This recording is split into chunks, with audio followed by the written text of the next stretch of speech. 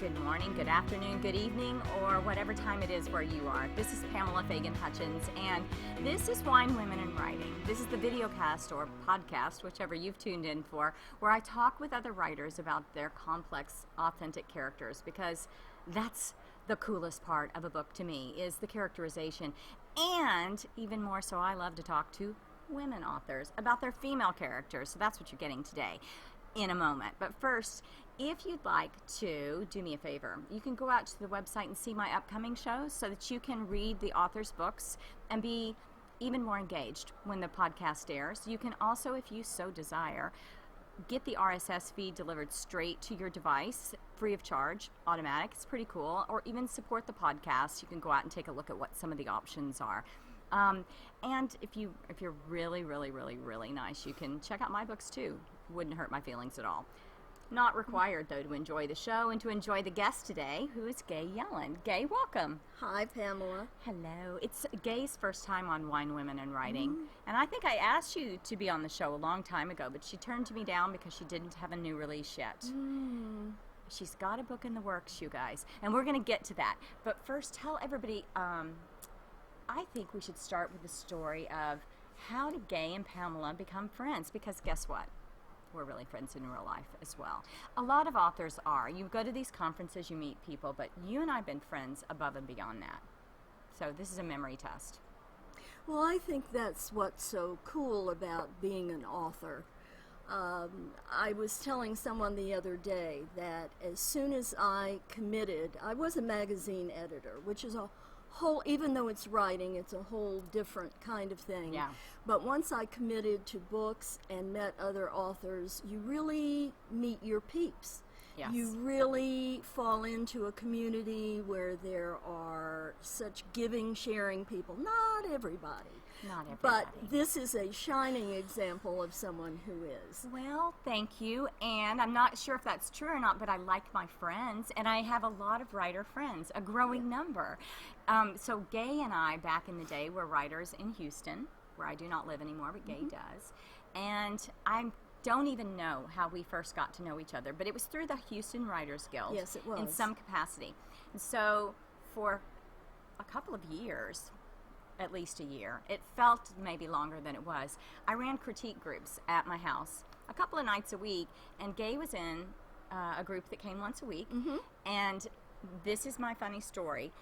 First of all, Gay's writing is beautiful. She's a mystery suspense, romantic mystery suspense writer. Fantastic writer. And so, you know, she reads her pages and you're like, you missed a comma. There's really nothing more to say because it's perfect. But we had a diverse range of writer personalities in the group. Yes, we did.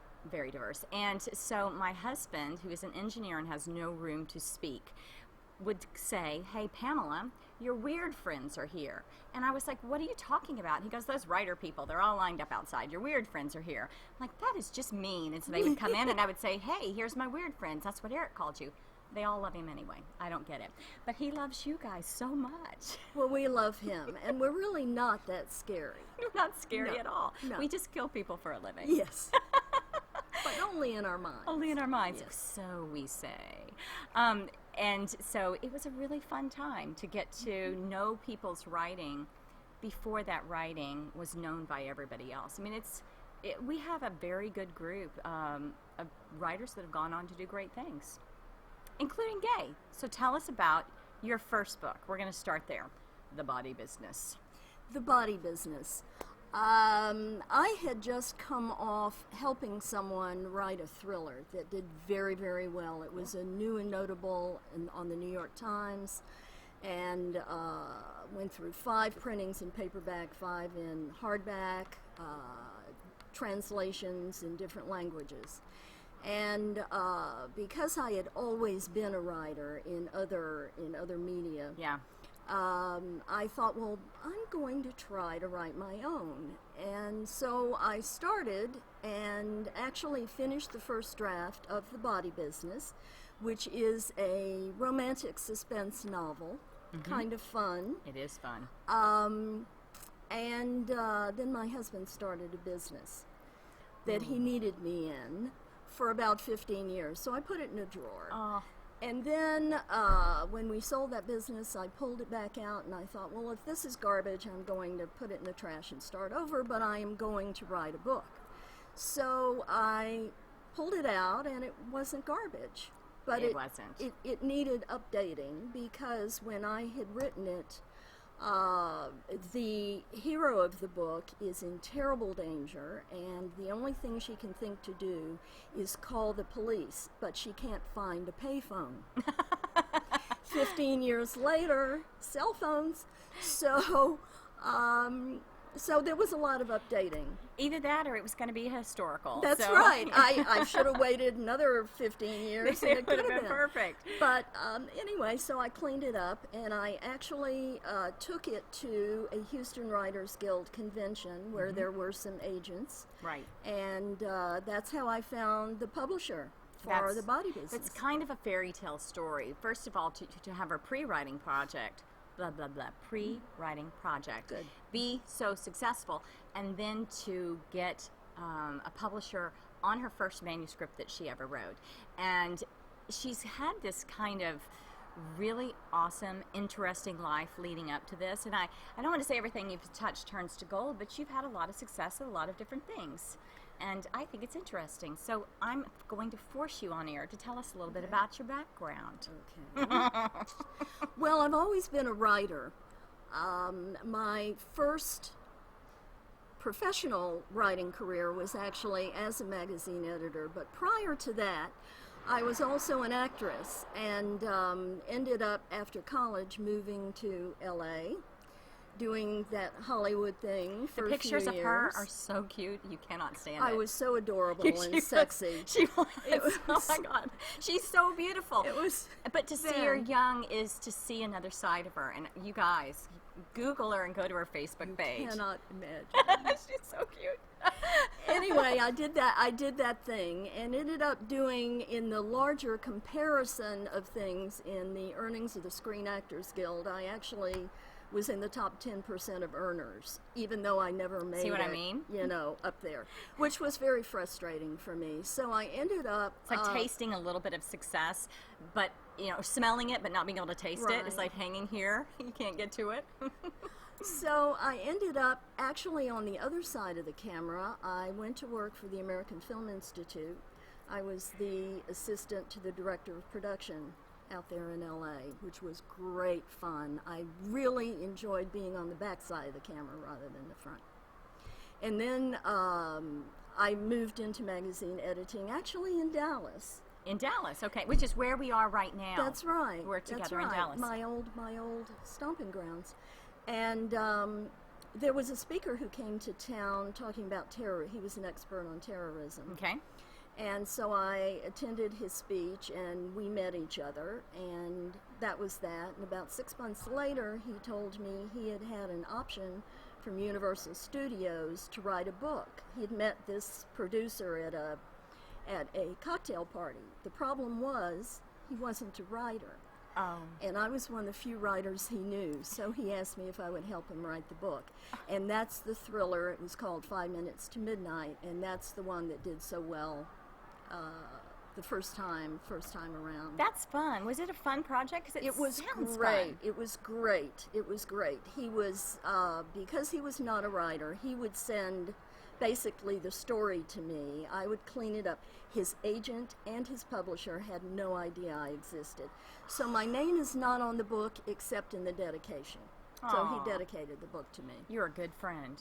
Well, he paid me. Oh, yay! He's a good friend. He paid me out. He paid me out of his earnings. So it was okay in the end. And it gave me that impetus to start my own career. Do you feel any pull, given your background in film, to write screenplays? My knowledge of Gay has been as a novelist, but is that pull there for you? Yes and no. Actually, because that I sort of shortened that story about Universal Studios, the first thing he had to produce for them was a screenplay treatment.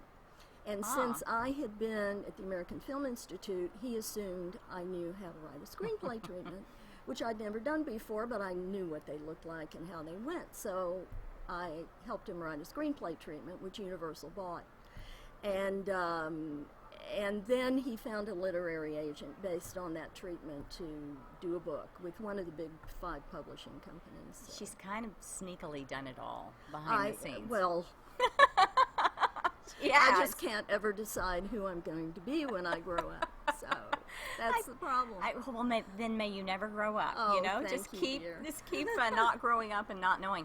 Thank you. And so when I got to know you, very, very soon after I got to know you, The Body Business came out. Mm-hmm. So, but at the time that Gay and I were critiquing together, she was working on her second novel. Yes. So tell us about that one. The Body Next Door. Because it's kind of near and dear to my heart because I got to see it when in its infancy. That was fun. It We was had a fun. lot of fun with that. Yeah. The Body Next Door is a sequel to the first book. And I should say that it's actually about an amateur sleuth, if I could. I need to practice that word. It's an important word for a mystery author. Right, right. A young woman who's trying to find herself, and she keeps running into these roadblocks that usually involve a dead body. Yes. But so she becomes kind of a reluctant whistleblower is the best way I can say, because in the first book she's trying to find a friend who's disappeared, and in the interim brings down a major corporation by mistake, but her friend works for that company and so does she, and she finds other hinky stuff, monkey business going on. A la Enron, a la... Right, right. And so in the second book, she gets hired because she was in PR and she knows people at this television station. She gets hired to be their local whistleblower. Reluctantly, but no one else will hire her because the company she used to work for got such a bad reputation. Right. None of her fault, but she did. So she's not sure this is going to work out, but now in the second book, in the third book, which I'm working on now, Yay! The News Body, she is actually working at the television station. So, okay, so you were never actually like a broadcast journalist, but still we're getting into things. It's not so far removed from the types of arenas you were in, behind the camera, you know, a lot of editing involved. So I'm seeing some Gay Yellen in Samantha, who is her main character, named after my daughter. I'm just kidding, but my daughter is named Samantha. But there's a little Gay Yellen in Samantha. Well, don't you think there's a little of us in all our characters? I do. And I think sometimes that's how we're able to lend authenticity, is that you can say, you know, what would I do in this situation, this part of me that's not so pretty, or what would my husband do, or that neighbor across the street. We pull from things we know. I think. Absolutely, absolutely. And even not just our heroines or our heroes, as the case may be, but even the ancillary characters. Yeah. I have a little girl, kind of a little lost girl in The Body Next Door, the second book. Yeah. That I don't know where she came from, but she appeared one day, and I just love little Lizzie. She's awesome. She's really adorable. You know what else is awesome? I am a big fan, or I was prior to allergies. Why do we get old and these bad things happen to us? I don't know. I'm allergic to everything. I know. But before I became allergic to everything, Bluebell ice cream was like the key. I mean, Bluebell ice cream and I'm yours. Peach, favorite ever. But Samantha also shares a little love for Bluebell ice cream, and that's one of my favorite scenes. Well, in The Body Next Door, it's one of my favorite scenes too. When Samantha runs into a roadblock, she actually gets hired in the second book, she gets hired by the TV station, but because there is a body next door to her apartment, she gets embroiled in that investigation, and so before she can start her first day at work at the TV station says, you know, we really need to hold off until this murder is resolved because you're too much in the news right now.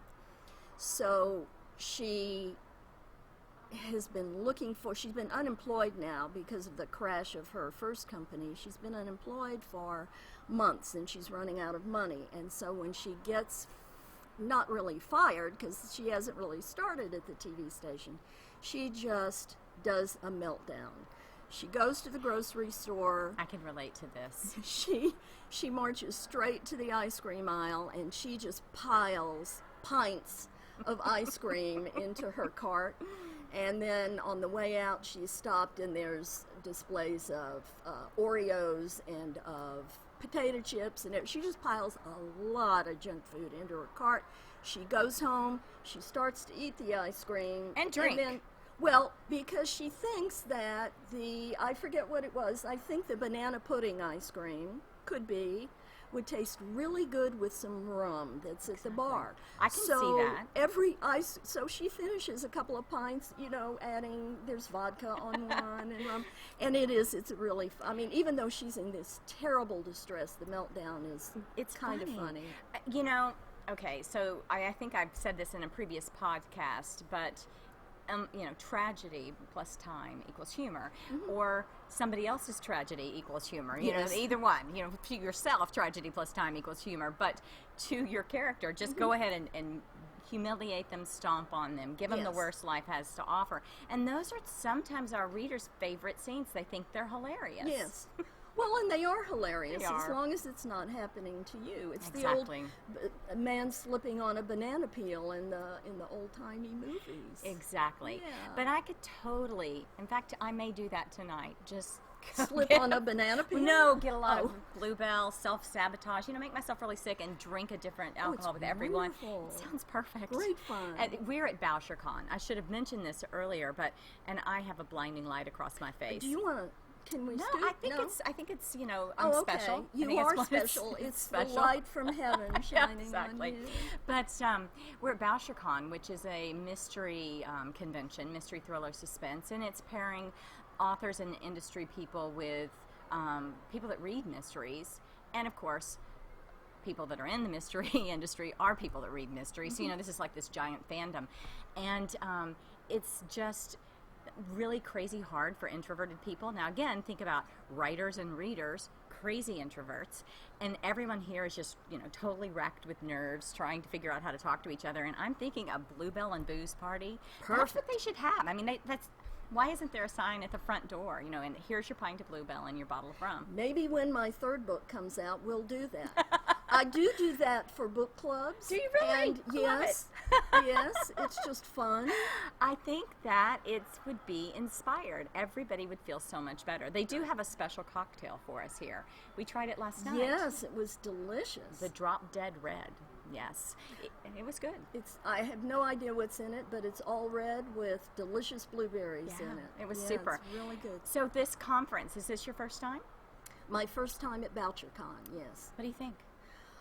It's amazing. It's massive people. I don't know how many, at least 1,000, if not more. Yeah, it's big. In fact, I'm surprised. We've been at same conventions before. It's a small community. You can still get 1,000 mystery writers together, or 500, 700, whatever we've got.